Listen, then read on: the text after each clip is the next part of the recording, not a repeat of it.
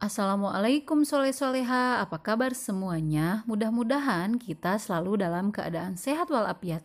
Baiklah soleh-soleha, ketemu lagi dengan Ustazah Meli.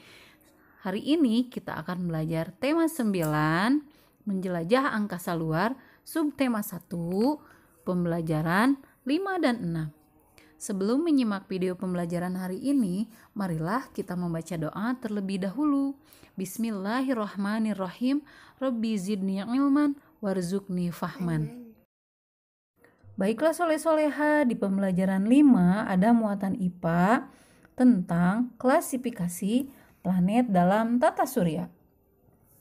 Tata surya merupakan sebuah gugusan yang terdiri atas matahari dan planet-planet yang mengelilinginya.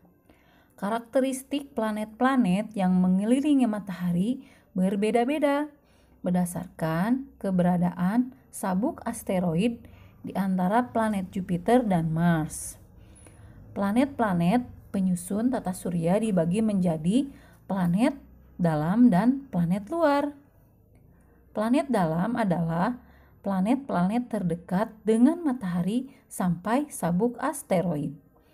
Planet-planet setelah sabuk asteroid tergolong planet luar. Berikut merupakan perbedaan karakteristik antara planet dalam dan planet luar. Untuk karakteristik planet anggota, planet dalamnya Merkurius, Venus, Bumi, dan Mars. Untuk planet luar, Jupiter, Saturnus, Uranus, dan Neptunus. Untuk karakteristik skala revolusi, planet dalamnya cepat atau Mars sebagai planet terjauh dari matahari membutuhkan waktu 687 hari. Planet luarnya lama atau Jupiter sebagai planet terdekat dari matahari membutuhkan waktu sekitar 12 tahun. Untuk karakteristik skala rotasi, planet dalam lambat. Bumi sebagai planet tercepat membutuhkan waktu 23 jam dan 56 menit untuk berotasi. Untuk planet luarnya cepat. Uranus sebagai planet terlambat membutuhkan waktu 17 jam untuk berotasi.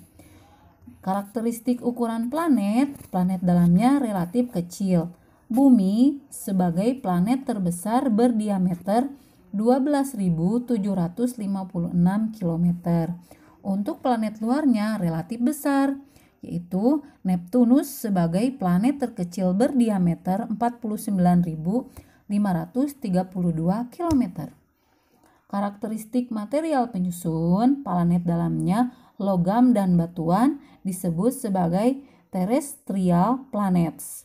Untuk planet luarnya gas hidrogen dan helium disebut sebagai gas giants. Dan karakteristik keberadaan cincin, untuk planet dalamnya tidak ada planet bercincin. Untuk planet luarnya, semua planet luar memiliki cincin yang mengorbit. Untuk muatan bahasa Indonesia tentang menemukan bagian-bagian penting di dalam teks. Nah, teks fiksi dapat diringkas dalam bentuk diagram.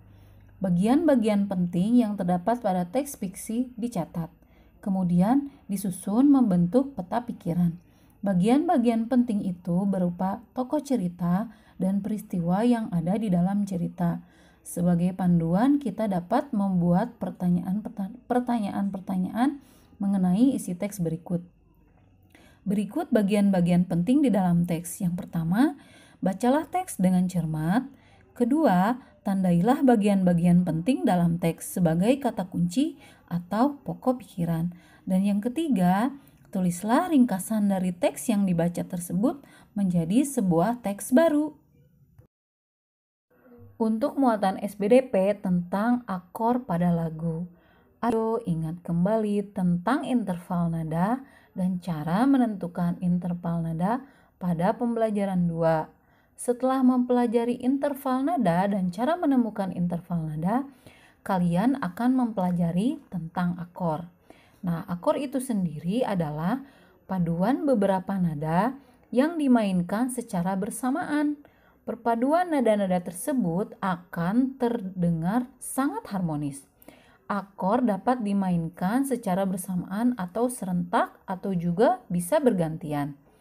Akor atau perpaduan nada-nada ini biasanya sebagai penyerta dan penyatu melodi dalam lagu. Akor terdiri atas beberapa tingkatan. Berikut adalah tingkatan dalam akor. Yang pertama, C mayor atau C adalah perpaduan nada C, E, dan G.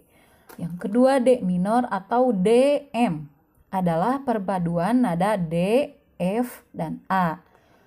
Yang ketiga, E minor atau ditulis EM adalah perpaduan nada E, G, dan B. Yang keempat, F mayor atau ditulis dengan F adalah perpaduan nada F, A, dan C. Yang kelima ada G mayor, ditulis G adalah perpaduan nada G, B, dan D. Yang keenam, A minor atau ditulis AM adalah perpaduan nada A, C, dan E. Yang ketujuh, B diminis atau B dim adalah perpaduan nada B, D, dan F. Untuk memudahkan pemain musik atau penyanyi membaca akor biasanya diberikan simbol.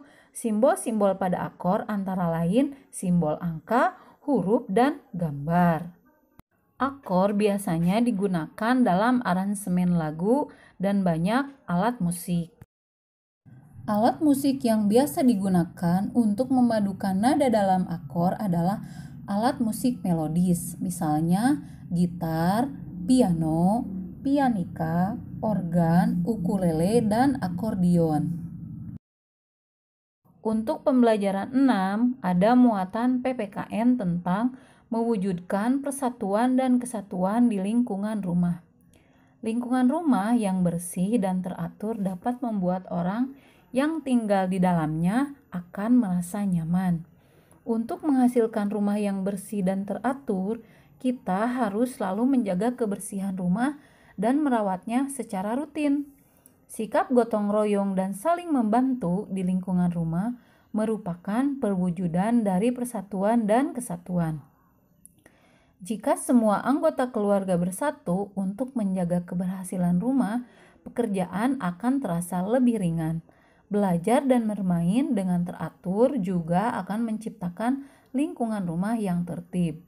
Sebagai masyarakat Indonesia, kita semua memiliki kewajiban yang sama untuk menjaga persatuan Negara Kesatuan Republik Indonesia. Caranya antara lain dengan saling menghormati dan menghargai, cinta dan bangga terhadap budaya sendiri, dan mencintai produk dalam negeri. Adapun manfaat dari persatuan dan kesatuan bangsa adalah sebagai berikut. 1. Semua perbedaan yang ada dapat teratasi dengan baik. Yang kedua, pembangunan nasional akan berjalan dengan baik dan Indonesia akan menjadi negara yang lebih maju. Ketiga, terciptanya suasana yang aman, damai, dan tentram di dalam kehidupan berbangsa dan bernegara.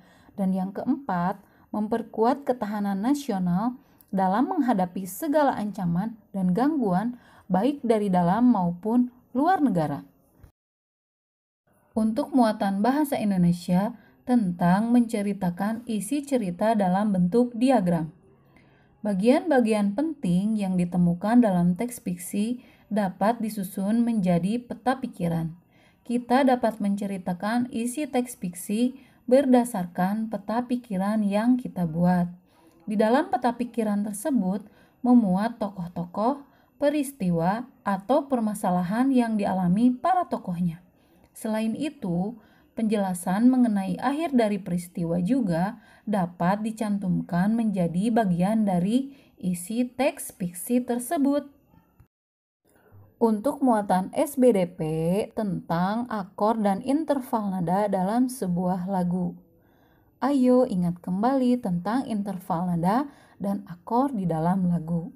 Interval nada adalah jarak antara nada dan akor adalah perpaduan beberapa nada yang dimainkan secara bersamaan, baik interval nada maupun akor.